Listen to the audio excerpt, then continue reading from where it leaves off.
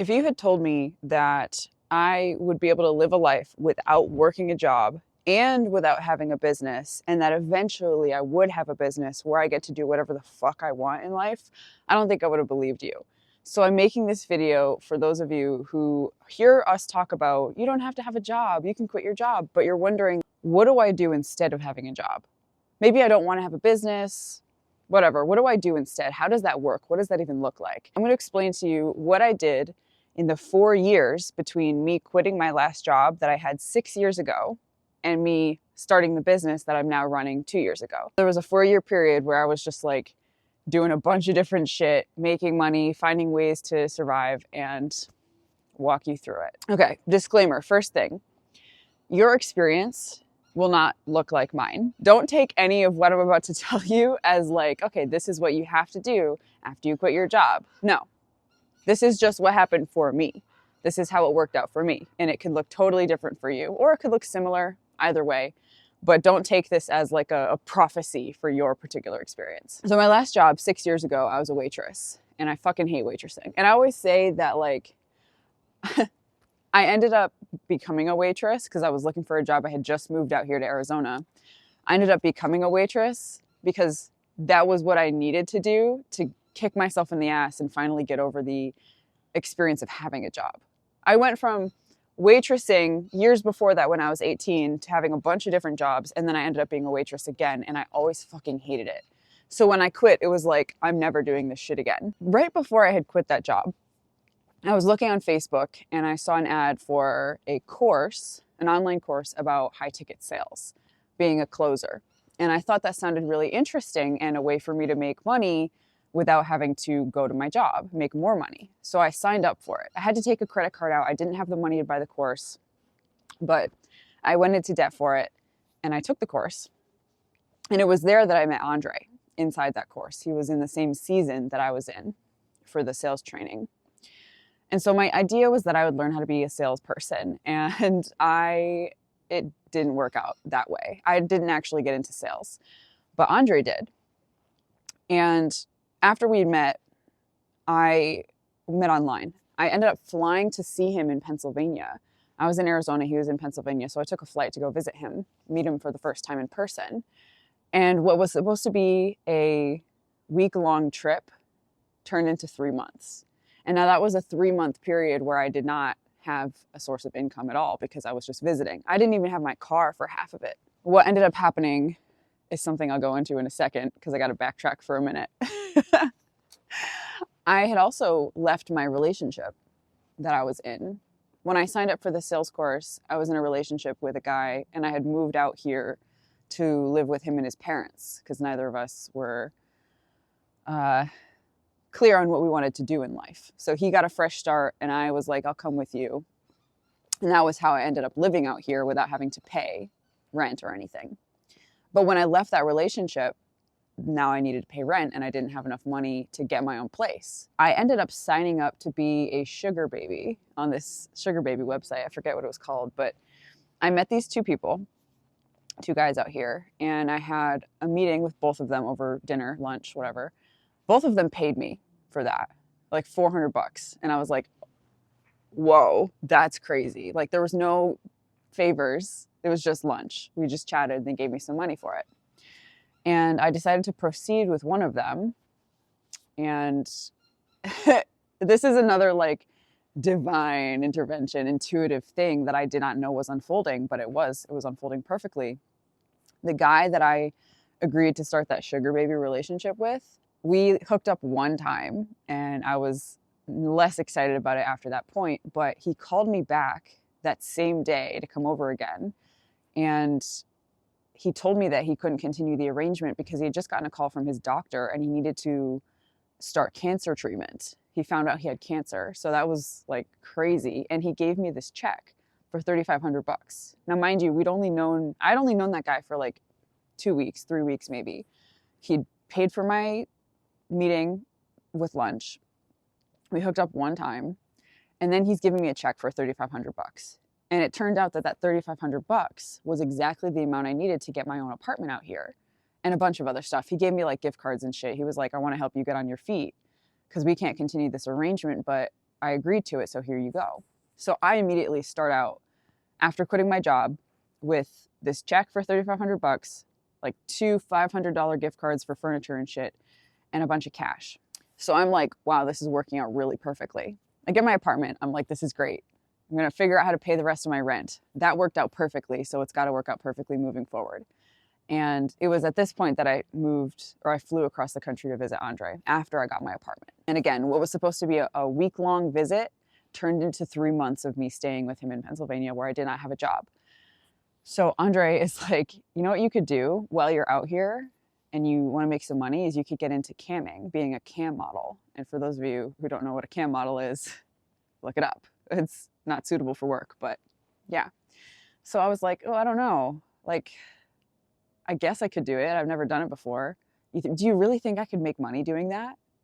And he's like, just do it. I've known people who've done it before. It's going to be fine. I signed up for a couple cam modeling websites and started. And the very first day that I did a cam show, I made like, I don't know, $125 or something. $125. But I was like, I literally was just on here for a couple hours. I made over $100 and it was so easy. Holy shit, this feels like a gold mine. So I ended up doing that cam modeling thing for a few months, 3-4 months. And it got me enough money to pay my rent while I was staying in Pennsylvania. Not just my rent, but like a bunch of other stuff too. And it was even enough money for me and Andre to move from Pennsylvania to Arizona together because both of us were broke at that time. Neither of us had any money. I was just doing the camming thing. He was reeling from the loss of his previous business and subsequent major costs associated with that. So neither of us were doing super well financially, but I did have a source of income that I could engage in at any time. So that was the money that got us from Pennsylvania to Arizona. And once we got back to Arizona, I continued the cam modeling thing until I couldn't handle it anymore. And that's a whole nother story for a different time. This was around the same time that I started my YouTube channel and my TikTok page. So I had a YouTube channel that Andre and I worked together to monetize. And I also started a TikTok about networking with millionaires. YouTube channel's monetized. This is in the middle of 2020, pandemic times. And for those of you who aren't YouTube creators and haven't been, during the pandemic, YouTube was not paying out payments to creators the way that they normally do. So I actually didn't get much of that money, a couple $100 a month or so, which is pretty good, but also not as much as it could have been. And I needed something else. Andre and I turned to TikTok, where I started teaching people how to network with millionaires because that was what Andre was teaching me. He was trying to help me learn how to make money by networking with wealthy people and providing services for them. Anything. It could be like business services or just things like freelance type stuff. And so I was doing that. But ironically, my networking with millionaires didn't actually make me any money.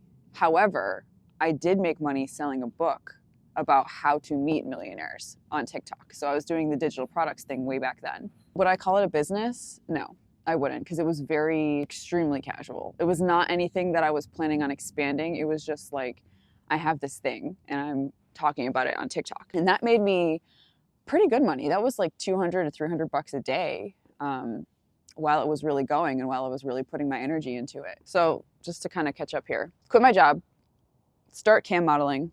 Well, quit my job, I'm doing the sugar baby thing, gets me my apartment, I'm cam modeling. The cam modeling is helping me cover my bills. I quit cam modeling. I have a YouTube channel that's giving me some money. So I'm like, what else can I do? I start a TikTok page and I start talking about networking with millionaires. Page grows, it explodes to 350K followers in like 10 months. I'm selling a book on there, an ebook about how to network with millionaires. That book's making me $200 to $300 a day. And then I give up on that. It's working, but I'm like, yeah, let me just sabotage this. Let me just decide that I got to do something else and start over. This was when it started to get really tough, real tough. I don't know why this happened, and it doesn't have to happen for you, but it did happen for me.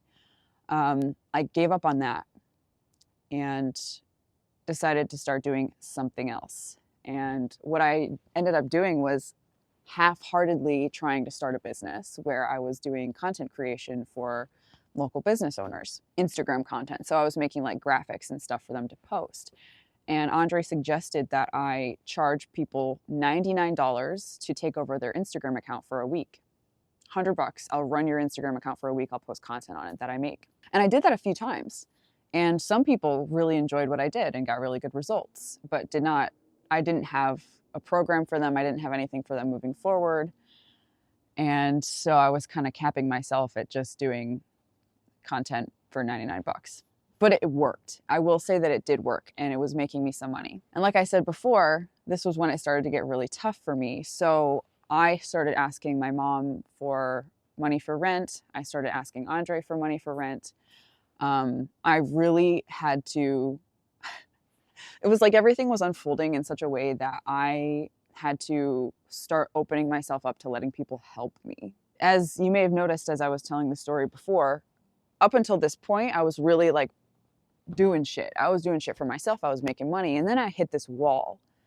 And again, I don't know what happened, but emotionally, it was this experience where I needed to open myself up to being helped. So Andre started helping me with the bills. By this point, Andre was like doing super well with his business. He went from zero to multi-millions. He's great.